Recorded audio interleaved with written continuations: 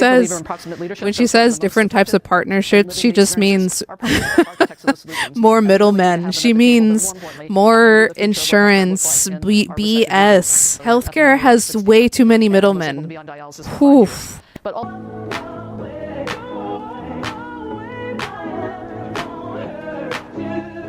Welcome in everyone to the Inland Empire Political News broadcast. Today's forum is nonpartisan. Our role is to ensure that each candidate has an equal and fair opportunity to share their vision for improving the health and the well-being of all in California. I want to tell you quickly how today's candidates were selected to participate. Declared candidates for governor were contacted and invited to express their interest in participating. Those who responded by the deadline were reviewed using the same objective criteria based on publicly available information on polling and fundraising and campaign activity.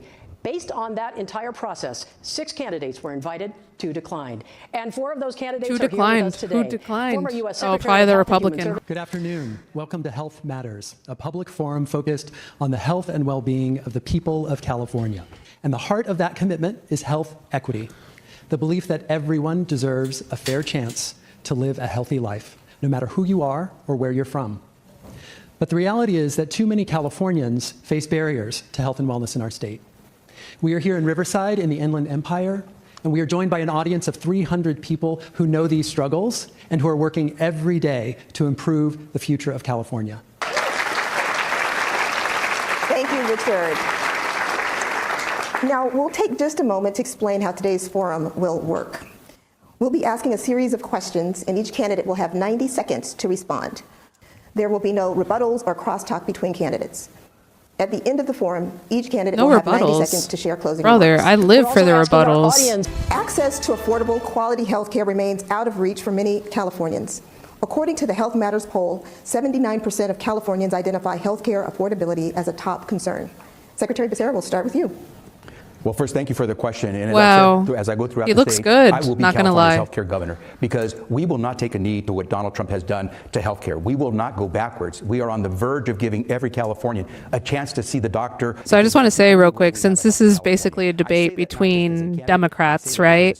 They should be supporting healthcare no matter what, right? I think the make or break here is how far they're going to say that the government, especially the federal government, should be paying for Californians' health care. Did we ever charge any American a dime to be able to get that COVID vaccine and be safe? I say that was universal health care right there, the COVID vaccines. That was socialism. Against some of the largest drug companies in the world and made sure we were able to drop prices up to 80% in some cases. And so when I say I'm going to be California's healthcare governor, I say that because I did it, not just because I'm trying to promise something. Dude, I could get behind that. If you want to know where a leader's going to take you, know where they come from. And this son of immigrants, first to have a chance to go to college, first to have a chance to become an attorney. Just like Alex Padilla. Attorney General for the state of California, and then Secretary of Health and Human Services. Thank you all for being here and for giving me this opportunity to share a few ideas. As the Inland Empire's newest resident, I take great pride and pleasure to say that we're going to change the conditions that people in the Inland Empire live with. As you all know, this is the region that has the worst air quality in the entire United States. And we have to provide more resources to address respiratory care and other illnesses that are associated. And we have to make sure that there are jobs that we can have that aren't going to contribute to negative health conditions for those in our community and in our state. As a former legislator, I'm proud to have voted to provide he's a Californian. He's just from Monterey. Immigrant children and their families. And as governor, I will restore those programs to those who've lost those benefits in California. I've spent, as a social worker, the better part of my career. Oh, he was a social worker. Okay. Programs like Medi-Cal and Medicaid have access to health care. It's a tough and to job. Mental health resources, and we'll continue to build on that. And as governor, I will work with our members of Congress to reverse the effects of the big, ugly bill that kicked elderly people and disabled people off of the rolls of Medicare. You said the BBL is actually ugly in this state under my administration, and everyone will have health care. I know what it is to see a family member struggle without health care. My brother lost his job and lost his health care when he's 35 years old, and he suffered from a rare liver disorder that took his life. He stopped going to a doctor because he didn't have health insurance. And it is a tragedy that in this state, that the fourth wealthiest economy in the world, that we would ever allow that. That changes on my watch as your governor, as we will have health care for every single Californian and health care access. And those who live in the IE will have jobs where they have employers who provide health care, because it is a responsibility in health care. That was kind of powerful, honestly. Thank you. That was better than Javier. A reminder, we're going to clap at the end of the But thank you. I was clapping for him. Thank you, Mayor Villaraigosa. Thank you. Already, Mr. Charm. How would you answer that question? Making moves on the... Well, first of all, thank you for having... Sorry, why did he stand up? Don't stand up for Villaraigosa. Okay, I want to remind everyone that former mayor of Los Angeles, Antonio Villaraigosa, had a scandal where he cheated on his wife with a Telemundo, with a journalist, with a reporter. And look at, you can already see he's making moves on these reporters like it's second nature. I grew up in a home with a mother who had Los to Angeles. make ends meet, a single mom. And I had multiple surgeries when I was 6 weeks old and all through my teenage No way. years. And my mother had to quit her job. And I remember seeing on her face the worry of having to worry about the medical He's bills looking that I was old. incurring. I And hate to never say forgot he's that, looking which is why old. when I became- He also Later, needs to I did the update Healthy his Families dye job. Program, His the roots largest are showing expansion of healthcare for terribly, I hate children to say. since Medi-Cal His roots until are we showing Obamacare, terribly. We expanded as much as we did. I was focused on healthcare because my own experience and the neighborhood I grew up in was a neighborhood where the vast majority of people didn't have health insurance. And the next governor is going to have to push back against an administration that has eviscerated the safety net, Medi-Cal, Obamacare. Some 3 million people will be without care as a result. Now, I'm not going to sell you snake oil. It is going to be tough to provide that care. Whoa. But I'm absolutely committed to it. Whoa. Sorry. He said, I'm not going to sell you snake oil. Healthcare is snake oil, homie? Oh, man. Okay. Remember like a couple minutes ago when I was like, this is going to be a debate against all Democrats, and the argument is going to be how far you go in having the government pay for that. What I'm getting from Mr. Villaraigosa is he's like, nope, no government should pay for it. Yikes. I don't know. Call me out, Chad, if I'm wrong, but that's what I'm understanding him saying. Also, I quickly wanted to point out what a handsome man he used to be. Look at that thick black hair, bro. And then to have the audacity to let your roots show like this. Just go fully gray. Go fully gray. I'm telling you right now, do it. All right. That'll be the only time I criticize a man on this broadcast again. You know, we live in this wonderfully diverse state of California, and you know, one of the things that I hope we're able to do when we look at what is coming at us from this Trump administration is how we're going to build back better. We have that was the original opportunity to reimagine healthcare BBB, in Build ways Back Better. that can be much more responsive to unique communities' needs. And as I travel the state, it has really become evident to me that we cannot have a one-size-fits-all healthcare system, that the needs are quite diverse. Wait, sorry, hold on. I just want to run that back. That's literally what universal healthcare is. It's a one-size-fits-all solution. I don't understand where she, like, I'm so confused. I mean, I'm trying to give her the benefit of the doubt. And as I travel the state, it has really become evident to me that we cannot have a one-size-fits-all healthcare system. No, why would you say that? That's such an L. A one-size-fit-all situation, ain't it? Homie, that's what Medicare is. That's what Medicare is. It's a one-size-fit-all for people over 65 or whatever. Oh, man. So we have two conservatives. We have two conservatives on this stage right now. Yeah, thank you. DV8. Notice how all of them didn't say healthcare is a human right, at least from what I heard. I think Mr. Thurman was the only one who said anything close to a universal healthcare. So yeah, we have two conservatives on the stage who are saying that healthcare is not going to be, universal healthcare is not going to be a priority. Big yikes. I can't believe she would say a one-size-fit-all solution, ain't it? Damn, bro. Let me give you some free PR advice. Never refer to universal healthcare as a one-size-fit-all solution unless you're saying it's a good thing. And here in the Inland Empire, one of the great promises that I think I would like to invest in here is how do we uplift a healthcare workforce right here in the IE. Every single region of California has unique attributes and needs. And so I believe we're going to be at a time where, yes, this will be very tough to fight back what is coming at us from the federal government. But at the same time, it's creating an opportunity for us to look at different types of partnerships in our communities, to look at healthcare where we are being informed by the people who are the most affected. When she says different types of partnerships, she just means more middlemen. She means more insurance, BS. I don't want more partnerships. I want let partnerships. Healthcare has way too many middlemen. Oof. But all to say that I think at the end of the day, what makes us really rich in California are our diverse communities, and I hope healthcare can come back to be more community-based. Thank you. Our next question has to do with taxes and health care. California has a notorious boom or bust budget. I think Californians are struggling with the affordability crisis. If you look at data, folks in the Inland Empire are feeling the impacts of that more than anywhere else in our state. One of the things I'll do as governor is provide a tax break to Californians so that you have more money in your pocket to contend with the high costs for gas, for groceries, and housing costs. We'll build 2 million housing related to units healthcare. Okay. Of affordable housing by the I'm year getting disappointed by 2030. him again. We will create good-paying jobs where we expect employers to provide health care for people living with developmental disabilities, for foster youth, for others who depend on our public programs. Let me get this straight. You're talking about tax breaks for some, Yes. raising taxes for others. Yes. Absolutely, without question. As a progressive candidate, I am going to be very clear that my focus is taking care of working people he's a progressive in this candidate? state, and that those who are wealthy have to do their fair share. We can't ask Californians to pay any more, and no one should go without access to health care or a good-paying job. The Inland Empire is the place where the greatest growth should happen, and I'm going to lead that as governor. So we got to grow the pie, everybody.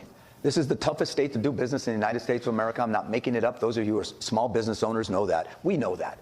Governor Gavin Newsom made me his infrastructure czar. Why? We built more infrastructure in LA than any city in the country in those 8 years in the middle of a recession. We thought out of the box. So we're going to have to grow the pie, but focus on the basics: healthcare, education, safety. We already have the highest taxes in the United States of America and the highest cost of living in the United States of America. So I want to grow the pie the way I did in the middle of a recession in 2009. Thank you. Okay, thank you for clarifying. I think when we talk about taxes, I look at it in a number of ways. One, what are the priorities that we want to be sure that we fund under any circumstance? And I would say I would agree with Mayor Villaraigosa with respect to the priorities. But also, what is a tax system that's going to actually help us grow our economy? We have to grow this economy. This has to be about a future orientation about what this economy can look like and ways that we can attract, frankly, business from all parts of the world, because we are a global economy. We are diverse. People want to do business with us here in California. So one, growing the economy. Two, being sure that we are taking care of the basic needs of Californians so that they actually can be part of the economy and be able to work. And that will be healthcare, childcare, education. And yes, if we build economically sustainable communities, that includes housing, and we're incentivizing business development in our communities, we can take care of raising taxes to do that on some. Yes. Look. Okay. So she said raise the taxes. We cannot borrow our way out of this. But paying social services with loans is never a good idea. Taxes. We have billionaires who are paying at a lower tax rate. This is true. This is true. Jay Olbernolte said for the few years that Elon Musk lived in California, the amount of taxes that he didn't pay was outweighed by the amount of jobs he created. So the Javier Becerra is right. Billionaires need to pay more taxes because he was not paying any in California. How many times have you gone to one place and said, it cost me X amount to get an operation, and someone says, gosh, I paid 3 times the same price you did for the same operation. Something's going on. There's lots of money in the system. We are the too many middlemen. Too many middlemen. I don't feel it. So yeah, we can be rational when it comes to our tax code, but then let's put the money where it should be. On healthcare, I can tell you right now, there is too much money being misspent. We need to provide for those at the front door, not in the emergency room door. Thank you. Thank you. That's true. Welcome, Esmeralda Vasquez with the Inland Empire Labor Institute. Yo.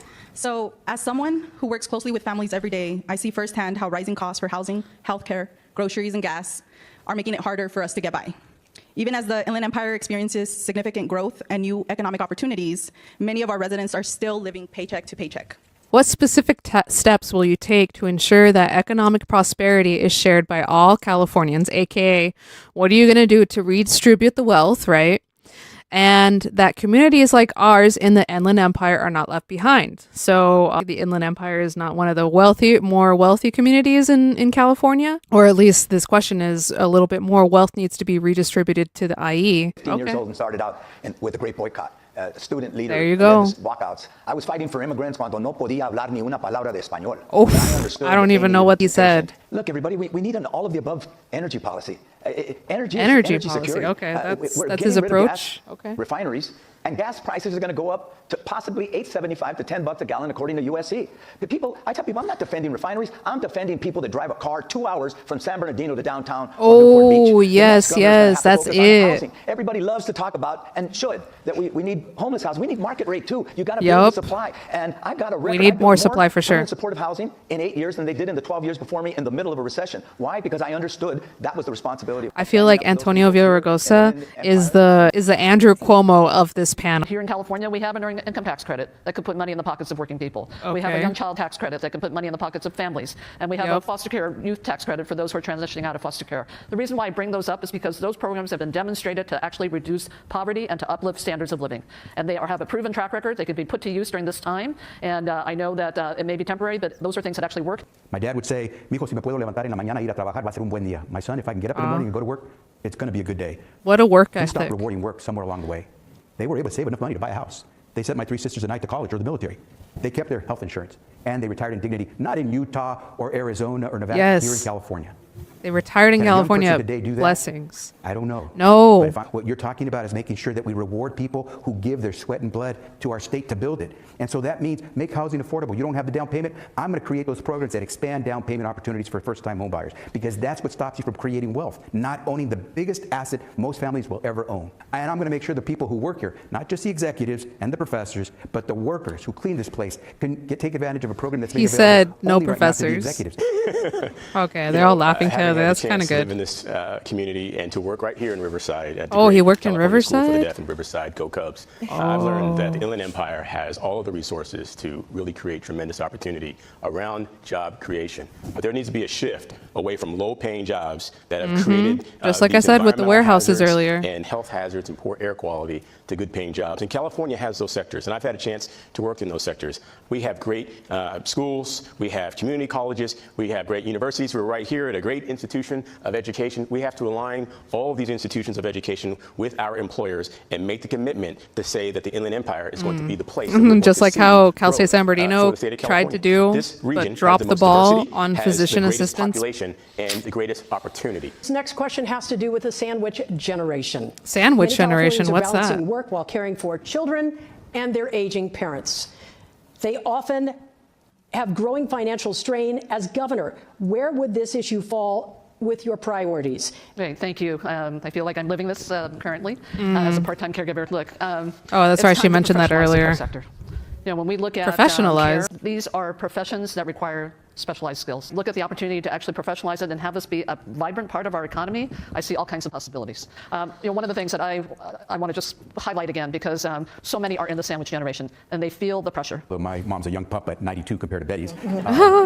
She lives with me, and my 3 sisters and I have an arrangement where we each take our mom responsibility from our mother a quarter every quarter. Well, we break it up into 2 That's 6-week pretty periods. good. My father died in my home after 4 years living with us, and there's nothing better because they are being cared for by the ones who love them.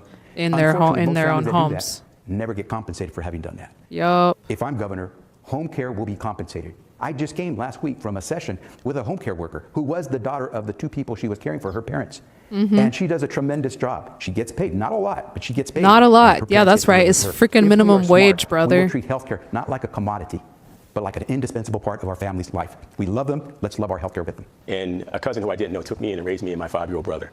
In a household, we were raised on food stamps, in the free lunch program, and government cheese.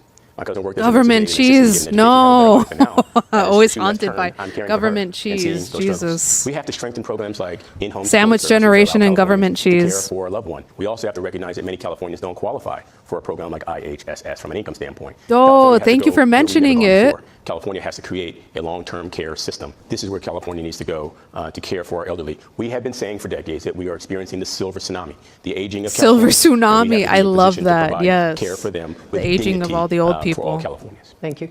Mayor Villaraigosa. Wow, all 4 of us. I was blessed. As I know Big all of you sandwiches have been. bought these Took care candidates, of my mother yes. for the last 3.5 months of her life. All by Okay. myself, 22 hours a day, left work, nearly got fired. But Wow. I tell people I learned more from that experience. The woman who struggled every single day to make sure I had the health care I needed, I got blessed to be able to do the same for her. Yup. And I today, big agree with that like, statement. I mean, you talk about the love that these people are giving their families and the people that they're caring for is amazing. It really gave me the energy to come here and want to speak to you all today. I'm the author of IHSS. I did Whoa, the no IHSS way? program because of Really? what my mother went through and because of what I saw people going through. I authored that program. In fact, a lot of the things that we're going to be talking about today, I've had. I actually do IHSS with my abuela. She's 92 years old, my grandmother. And I'm looking at this pay stub I have over here on my bulletin board, and I desperately want to show it on stream, but I don't want to dox myself. But it says my hourly rate is $18.60. It's bad. $18, not good. You know, the freaking people working at McDonald's at this point be making more. But I can't complain. It's a job to take care of my grandmother, which is something that someone in our family would be doing anyways. It gave me the opportunity to go to school full time, so I can't complain. But yeah, it would be nice to have a little bit more per hour. You know, several of you have already mentioned housing and the high grandmother is 94. And stable housing is one, or for basic needs like food and health care, and some are just one paycheck away from losing their homes. As governor, how high of a priority would improving housing affordability be for you, and what is one specific step you would take to address it? We'll start with Mr. Becerra. And I said the first policy I'm going to enact is to convince you to buy a home, because there is probably nothing you will do that will help you generate the wealth that you will need to be able to help your family, your children in the future. Because few of us have the capacity to invest in huge ways in the stock market or know where to invest in the stock market. The greatest generator of wealth is the equity that many of us have as a result of owning a home. But the using home ownership as an investment like that is partly what makes housing so expensive. We're going to make it so that you get in a house, and we're going to obviously have to build more. As the son of a construction worker and a former construction worker myself, that's why I proudly wear this pin. I have been endorsed by the laborers union. I will build so we have the housing we need. Thank you. Okay. Since he's endorsed by the laborers union and whatnot, and construction and housing is his thing, my question to Javier Becerra is, how can you simultaneously say that the value of housing, essentially, he's saying it's a nest egg, it's going to create intergenerational wealth, essentially, but at the same time, he's saying that we need to build more housing.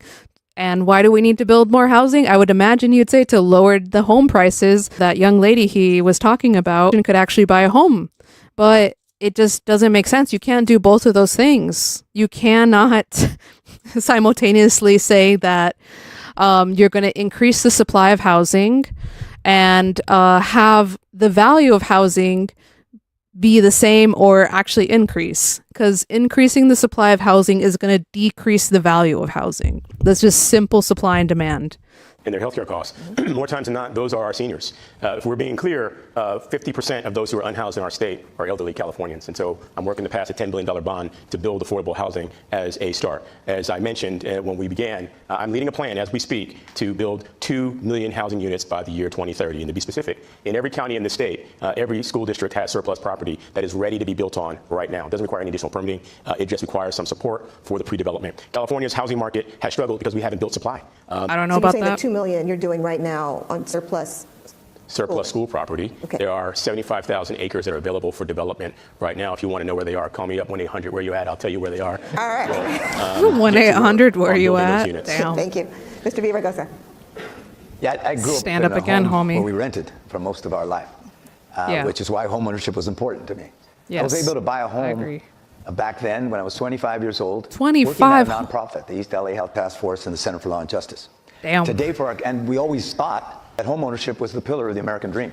Yeah. For our kids Is it? who can't buy a home without us, the reality is 3 roommates in a crowded apartment. That's not working. That's why so many people have just lost hope, and why this issue of affordability is so important. So what do we need to do? The other thing we need to do is clearly, right on, use that surplus, but there's also city and county property. There's empty property that's unused. We've got to take advantage of that. We've got to address a permitting and red tape in a state that's the worst in the United States of America. If you read the book Abundance, this is the toughest state to build anything in, including housing. And it's why nobody Oh my God, Ezra Klein. That you mentioned. Nobody's done it. And so we're going to have to streamline permitting. Colleen, you asked what kind of a priority housing would be. It would be a top priority. One, it's not just because of the struggles that so many Californians are having getting into the housing market, but it's essential for our economy to attract businesses here.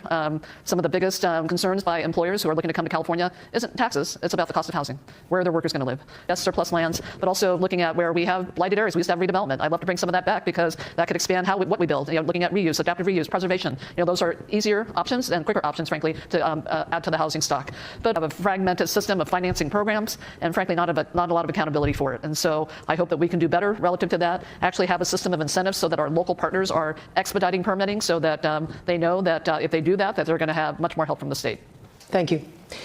We have another community voice who's going to step up right now. Okay, We'll hell bring yeah. in Nicole Labai Sanchez with True Evolution. Nicole. Oh, wow. Riverside County has one of the worst mental health provider shortages in California. Oh, here we go. Mental health with one trigger provider for warning. 370 residents, far fewer than counties like Los Angeles. Despite our rapid growth, we're projected to face the most severe shortages through 2033. As governor, what specific policies would you implement to expand our mental health workforce and ensure our communities receive equitable access to mental health care? Mr. Thurman, that goes to you first. Thank you. As we speak, I'm pursuing legislation that would make it possible for California students to go to college for free. And we are prioritizing those who would work in healthcare and mental health in places like if only Cal State San Bernardino didn't fumble their healthcare program. But we have to create grow your own programs that allow young people in this community to become the healthcare providers. And by my count, the best way for us to do that is to remove barriers to them becoming the clinicians. I spent my entire career working in mental health. I helped to launch the 988 24-hour-a-day, 7-day-a-week number that you can call for mental health, because mental health is real, and we have to remove the stigma. And the best way that we can do that is to have professionals who look just like us in the community, helping those in the community, and we will provide scholarships and loan deferrals for those who want to be mental health clinicians here in the inland. Mr. Thurman, thank you. Mr. Villaraigosa. You know, is the number one cause of death among youth. Yep. We've seen that since the pandemic. Well, I thought it was mental school health, shootings. Not a crisis, an emergency. You're right. With respect to, we've got to encourage people to go into the mental health profession, but then we got to pay them the same way. The state went after Kaiser because they were providing good physical health, but not providing the mental health care that people need. And we know that more and more people need that. So we have to incentivize people to go in the mental health profession, but we also got to pay them. And that's why I led the effort on the MCO tax. I said that healthcare was one of the 3 basics that we got to get involved with. And so a number of us said federally qualified health clinics, the hospitals, the CMA, the nurses, all got behind an MCO tax that said the issue isn't coverage, the issue is access, because people can't, get a doctor to give them care when they get $7 for that visit. And so mental health parity, use the MCO tax to make sure that mental health is being treated the same way as physical health. I agree with the mayor. Look, we do have a mental health parity law here in California, and I don't believe it's being enforced fully. Our enforcement agency is not doing its due diligence with respect to seeing whether our healthcare systems are actually providing the same rates of reimbursement for mental health practitioners as they are for physical health practitioners. We are not looking at our health systems in terms of whether they are continuing to build a robust provider network to deal with mental health for our diverse populations. So we actually need some better oversight with respect to what is currently the law here in California. But having said that, I'm going to actually talk about mental health because I've actually seen a lot of examples around the state as I've traveled, and that is, again, this is not a one-size-fits-all. There are lots of reasons why people are in need of mental health care, from young people to our older adults. Maybe it's about geographic isolation, maybe it's coupled with substance use, but there are like in there are Palm models that are Springs, actually being generated Palm locally Springs, the nihilist bomber that bombed the what's it called? Fertility clinic. And how they're actually reaching the access point so that they can be directed to the mental health practitioner. Mr. Becerra. So COVID exacerbated the problem we have in this country for with sure, mental health without a challenges. doubt. 9 in 10 Americans, if you ask them, will tell you we are experiencing a mental health crisis. When I became secretary, the president asked us to leap into this one big time because so many people were dying, not of COVID, the disease, but of things like drug overdose, suicide, ideation, and the inability to access the care that they needed when everything was closed down. So we went to work. People were not able to get their therapist and stuff. Phone call, text, or chat, and you will be directed to someone who can give you help. Some 12 million people reached out in its first 2 years. Then we expanded the network of care. Once you make that call, you need care. So we expanded what are called the Certified Community Behavioral Health Clinics, the CCBHCs, which are 24/7. Good question. To fix it is to be specific on this. And I believe we are going to start with Mr. Villaraigosa. Yeah, let's go about the homelessness thing. Look, folks, we spent the number is $24 billion. That's just the state. I was mayor of the biggest city in the state, so I know how much the city spent. The counties, all of $24 billion. They did an audit, and the audit was inconclusive.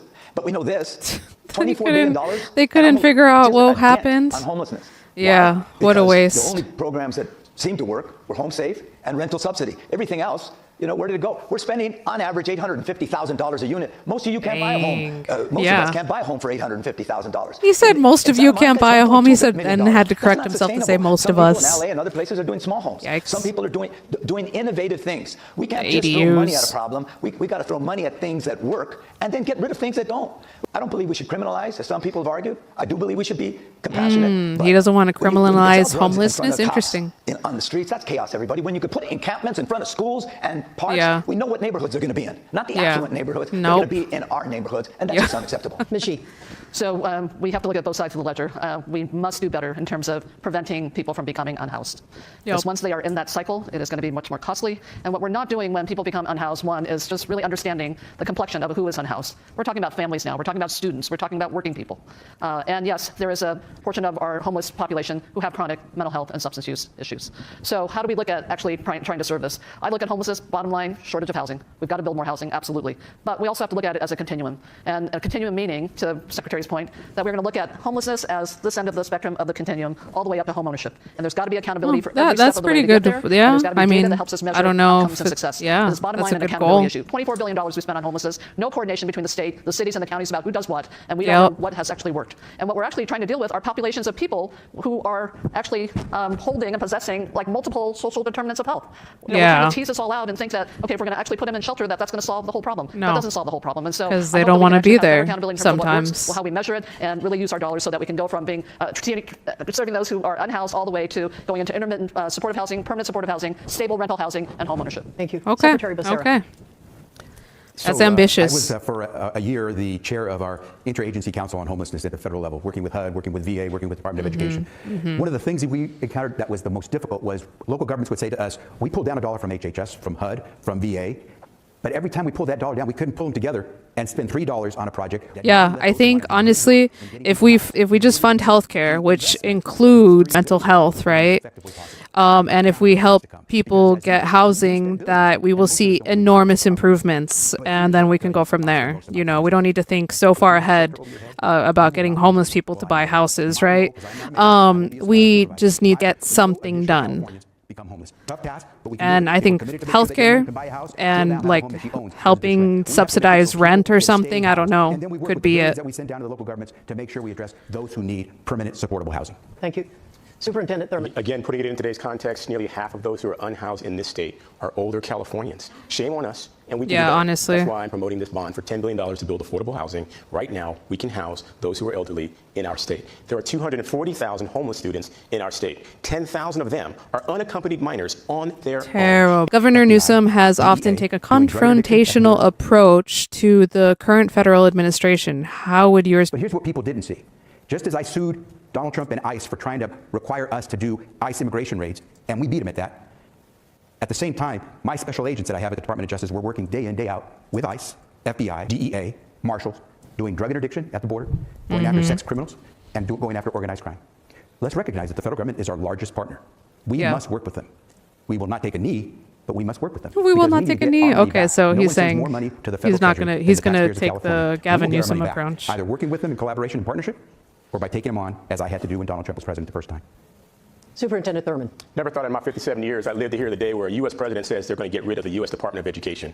Well, we said not on our watch. We've sued a dozen times to restore $1 billion. It's a family program. $1 billion that he illegally impounded from California for migrant education, for summer school programs, for after-school programs. I wrote legislation this year that our governor has signed into law that says ICE immigration has no place in California schools, period, end of story. We have also supported legislation that says ICE should never appear in a hospital or an emergency room. Imagine that a president would not, so much not fear even that people imagine. would choose to not seek out medical care when they need it. Terrible. And so I'm not going to tell you what I'm going to do. I'm showing you how I'm already fighting against this administration. We have to. But under my watch, thank you. I will not stand as governor and watch people, ICE agents, because I've never seen it in my life. I've been fighting for immigrants my entire life, dressed from head to toe like the Ku Klux Klan, unidentified, coming in. Oh, man. Sorry, Villaraigosa said ICE is, he said they're dressed like the KKK, where you can't even know their ID. Yep. Separating kids from their families. I want to work with them. But we will fight them wherever we have to, and particularly around these ICE raids, around due process, around freedom of speech, about what they're doing to the UCs, trying to change academic freedom and everything else. I want to work with them. But he's made it clear he wants to hit us in the mouth. And I tell people, who better to fight back than somebody who came out of the civil rights movement, a labor leader. All right, then do it, brother. Do it. I want to work with him, but we're going to push back. We have to push back. What do? I'm here because there was a Civil Rights Act and a Voting Rights Act. Folks, we got to build a movement, a peaceful movement that says he's talking no about to Kings, no to what they're doing here. So yes, Save Our State initiative. We'll fight them when we have to too. Thank you. Okay, we have a few rapid fire questions we're going to throw at you. Here we go. Very quick questions. I'm going to have my colleague begin here. Yeah, so you're just going to raise your hands. All right. Oh, you got to raise your hand. They're all going to raise their hand. Okay. Raise your hand if you support creating a state fund or augmenting existing programs to increase access to fresh food in food desert communities. Okay, they all unanimous. Raise your hand if you support a state-level single-payer healthcare system in California. Oh, Villaraigosa did not raise his hand. California. Okay, so Thurman was first, then Yee, then Becerra, and Villaraigosa did not raise his hand. Wow. And raise your hand if you support establishing a one-year moratorium on evictions for families facing a certified medical crisis. Ooh. I have to ask this question before we move on, because Mayor Villaraigosa, I've seen you doing snaps. We all know where that comes from. I've seen you Oh raise your my hand God. on every single question here, almost. You're in agreement. So my question is, what differentiates you from the person sitting next to you? And I'm going to start with you, Ms. Yee. 30 seconds, please, on the clock. Oh my God, this is so busted. I'm Somebody sorry. who likes to govern with strict accountability. So not just throwing money at a problem, want to know what we're getting for our money and building on what's successful and rethinking what's not. When I tell you I'm going to do something, it's because I've done it before. When I tell you I can run the state of California, the largest state government in the nation, it's because I ran a government agency with a budget 5 times larger than the state of California when I was Secretary of Health and Human Services. When I could tell you, when I say to you I could take on Donald Trump, it's because I did take on Donald Trump and I beat him. So what I want you to know is So that that's when you how say he's you're going to do different? something, have them show you that they've done it. You have a lot of tough decisions ahead of you to make a decision. A lot of good people who are running to be governor. I implore you to think about 3 things when you make your decision. Experience, and as I've talked about today, 18 years as an elected official, as a school board member, city council member, state legislator, twice as your state superintendent. working He's on all saying of that these I'm things that we different discussed here from them because today. I have would different also say experience. vision. I've They're talked to you all about already in very government, specific about homie. building 2 million housing units, how we will address homelessness, how we will create good paying jobs in this area, and lived experience. I'm somebody who lost both my parents at the age of 6, grew up in a household where we didn't have food half the time, and that's what many Californians are dealing with right now, and that's why I've talked about providing a middle class tax credit to give folks more money in their pocket to deal with the high cost of affordability in our state. Colleen, you said I was going like this, and I was because I'm mostly agree with a lot of what I've heard here. Oh my God. I've known all of these people for a long time, and I respect Really? the fact that they're willing to throw their hat in the ring. But folks, there's only one person that was mayor of the largest city. He's doing his closing arguments already. The United States of America. I'm sorry, the largest city in the state, second largest city in the country. I was mayor in a tough time. Took crime down 50%, increased the graduation rate 60%, number 1 American city in reducing carbon emissions, number 5 in the world, and built more infrastructure than anybody in the United States of America. We're doing fast, I've done it fast. before, everybody. I've done this kind of job. That's Okay. what separates me. Okay, we're going to And have then closing why'd you statements in lose just a it? moment. We have about 30 seconds here, so we want one quick, fun question. Paulette, go for it. What one healthy habit did you learn earlier in life that you still maintain today? 10 seconds. Healthy habit. Okay. Healthy habit. Go for Let's it. start with Betty Yee. When I need a quick fix snack, No worries. Friday Go to sandwich. sleep. All right. Healthy Okay. sandwich. Okay. This is cringe. This is cringe. I'm saying. We drink water. Drink water. Okay. Mr. Thurman? My basement breakdancing, I was popping and locking and getting it Oh done. my Fitness keeps you God. going. No. He just danced on I'm with him. stage. I work out Popping- every single day. I was in the gym this morning at 4:30 every morning. Oh. In the thank gym you. at 4:30 every morning.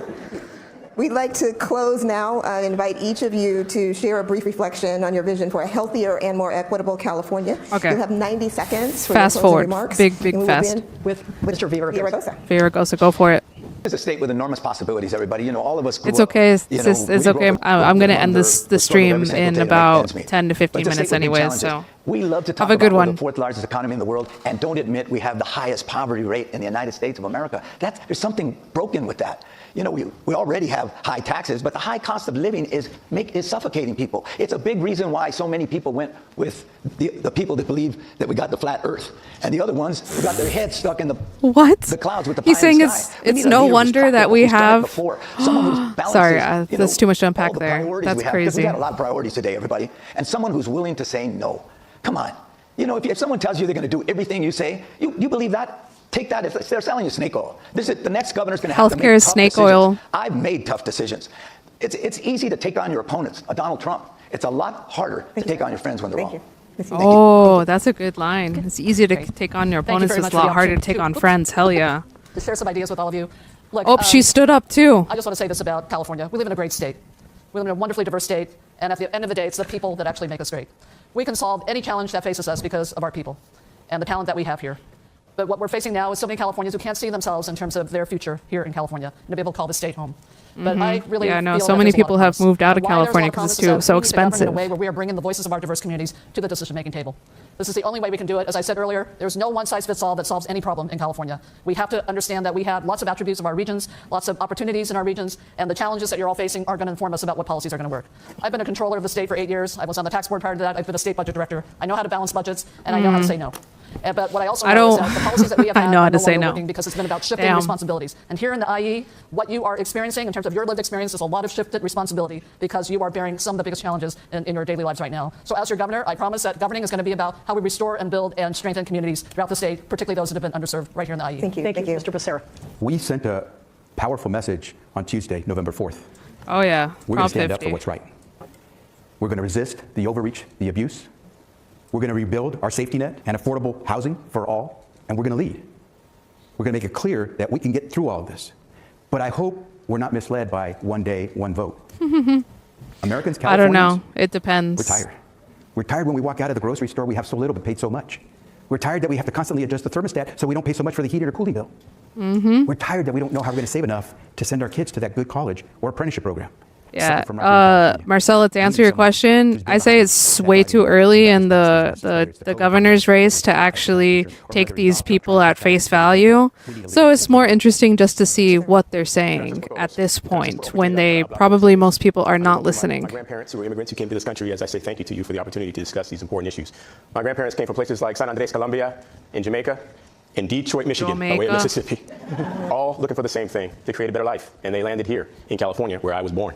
My grandparents Hell cleaned yeah. bathrooms for a living, wanting to see a better life for their children, and education was the way forward. And I'm working in this state to make sure that every one of our children learns to read by 3rd grade and gets on a career pathway that allows them to earn a great paying job. You've heard me be very specific. We can build 2 million housing units right now by the year 2030. We must address the lack of affordable housing, providing good paying jobs and addressing crime and safety, and the Inland Empire is the area that should see the greatest amount of growth in the next several years. We have all the resources to align our educational institutions with our employers to create good paying jobs. Let's so the do folks it. who live Let's here do can it. able to care for Align themselves and the their families and educational have healthcare as dignity institutions and as a with right. Thank you for allowing jobs. us. Do it. Thank you so much to our candidates for participating today. Thank you so much for our audience. All right. Thank you. On behalf of everyone here at UC Health Riverside Matters and our Forum, statewide partners as UC well, Riverside. Thanks for being part of this movement. Healthcare matters. It matters for everyone. The election now less than a year away. We're grateful to our viewers from across the state. Thank you. Have a great weekend. Paulette and I think you should get out Aw, and that's enjoy so cute. some of that California Nice sun. sunshine. Yes. Oh, Thank but you, it's Colleen. been Take care. raining. Thanks.